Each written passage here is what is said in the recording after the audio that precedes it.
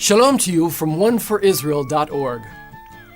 What are we to do when, by all appearances, God has given us a mission impossible, an unreasonable demand that, given our circumstances, our personality, or our lack of resources, we simply cannot be expected to meet? Welcome to Kadesh Barnea. From this place, the Lord ordered Moses to send out 12 spies into the land of Canaan, each a leader in his respective tribe, and together representatives of the people as a whole. Their task was to report back on both the quality of the land and the strength of the people whom they needed to overcome in the conquest. Now, we might ask, why was it necessary to send the spies?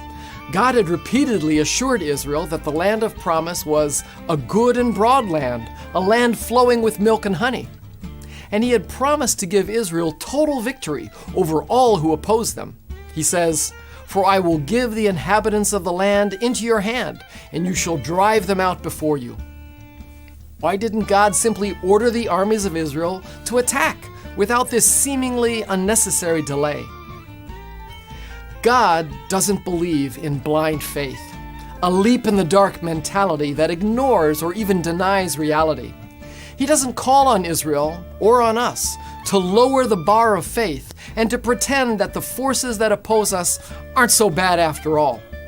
On the contrary, through the 12 spies, God forces Israel to confront the overwhelming odds that they face in taking the land.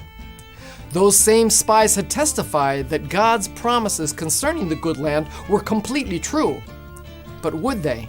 Could they trust God to fulfill his promises concerning the conquest of the land, in spite of the giants and the fortresses that they had also seen there? The God of Israel had already vanquished Egypt, the greatest empire of that day with the mightiest army, and he had led his people triumphantly to the edge of the promised land.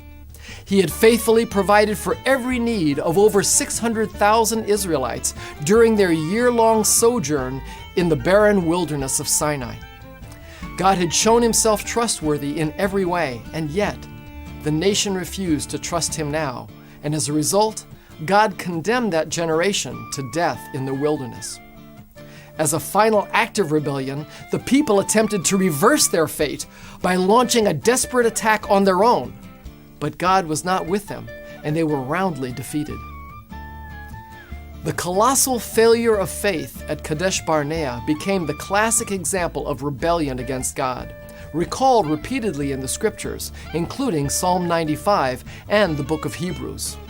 There, we as believers in the Messiah Yeshua are called on not to retreat from our absolute confidence in our Savior, who has already conquered the most powerful enemies, sin and death, for us.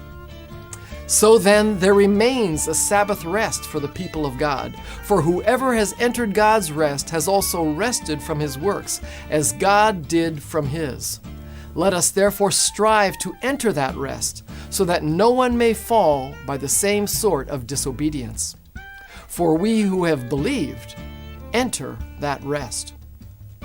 Though our society and culture might pressure us to compromise and even deny our faith, to conform our ways to the standards of the world and to take comfort in its company, Yeshua the Messiah summons us to trust him, to overcome all opposition, and to lead us into the greater rest and blessing that only he can provide. Since then we have a great high priest who has passed through the heavens, Jesus, the Son of God. Let us hold fast our confession.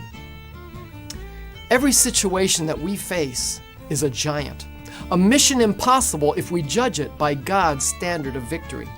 There is no way that we can respond to the daily challenges and pressures of our world and truly reflect the character and ways of God perfectly in our own strength. As one person said, living for the Lord is not difficult. It's impossible. Only God himself can do it.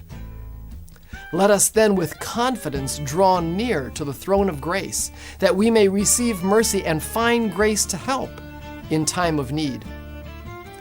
Our all-powerful God is intent on leading us in total victory daily, no matter what giants we may be facing. And as we rely on his unlimited strength and obey his voice, He will bring us into His promised blessing, that we might inherit the land with Him. Please join us next week for another installment of Five Alive. Wishing you God's shalom from One for Israel. And don't forget to share.